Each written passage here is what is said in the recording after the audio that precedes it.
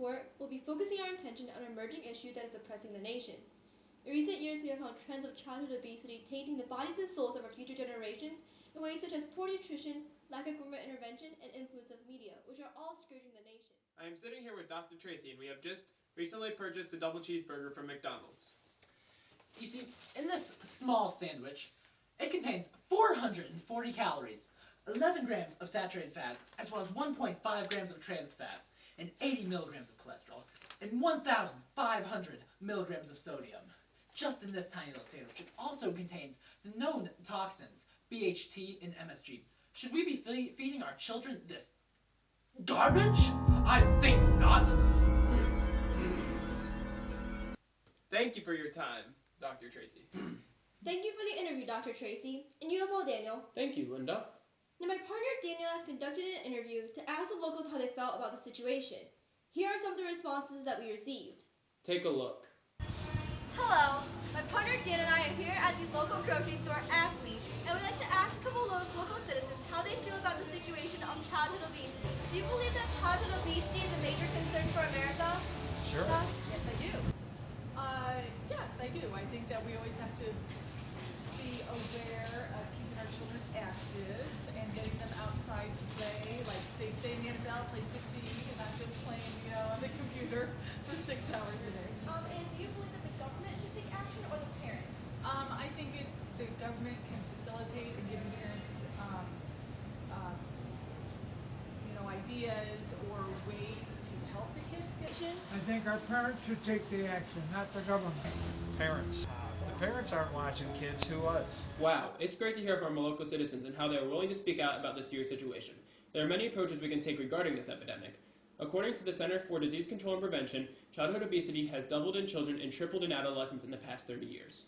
Not only that, but the amount of children being affected is probably greater than you think. According to the National Collaborative on Childhood Obesity Research, nearly 1/3 of youths are either overweight or obese. That's about 23 million being affected today. Many actions can be and have been taken as well.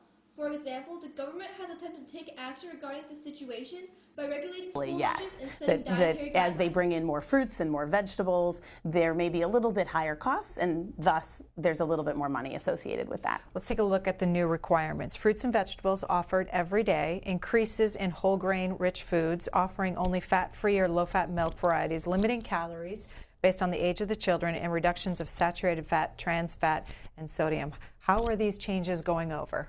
In general, actually, it's been very positive. That what kids are seeing on a day-to-day basis is sometimes similar things to what they saw in past years. They may not even recognize the changes. Like certain entrees may have gone from their standard form to having whole grains or using low-fat cheeses or other things that sort of tweak the calories or the fat. But they're also seeing bigger portions of fruits and bigger portions of vegetables.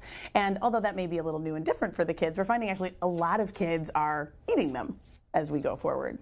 As part of our Your Money series, we're talking about the federal school lunch program. Relatively small amounts of money for the actual food product itself. But there are new dietary guidelines coming down the pipeline. What are they? What are they going to be? Well, every 5 years, the federal government, through the Department of Agriculture and the Department of Health and Human Services, promulgates something called the Dietary Guidelines for All Americans. All of us are sort of guided and should be guided by that. Those 2010 guidelines were released in January of this year. Well, we hired a national organization. And let me just clarify for people, we went from the pyramid to the plate. Is that what you're talking about? Exactly, and if you don't mind, I brought a copy of that plate along with me. The plate is the new icon, and it's, I think, much more easier to understand for the average American. But those dietary guidelines basically have said to all Americans, we need to enjoy our food. We don't need necessarily to eat as much food and we should eat more slowly. As you can see, this leads to more balanced and nutritious diet for the children, compared to the outdated meal plans previously installed in the school systems. Let's compare for a moment. By following the current government guidelines, also known as the plate method, we are reaping a future generation of healthier children. On the other hand, without governmental intervention, these children would inflate to colossal proportions due to the fact that they'd be exposed to unhealthy habits not only in the school setting, but in their daily activities as well. By initiating government intervention, we are providing these children with healthier choices in the school setting, a sizable portion of their day. Well, great insight on the situation. I completely agree that such a serious issue should be confronted by the government and that their actions are necessary.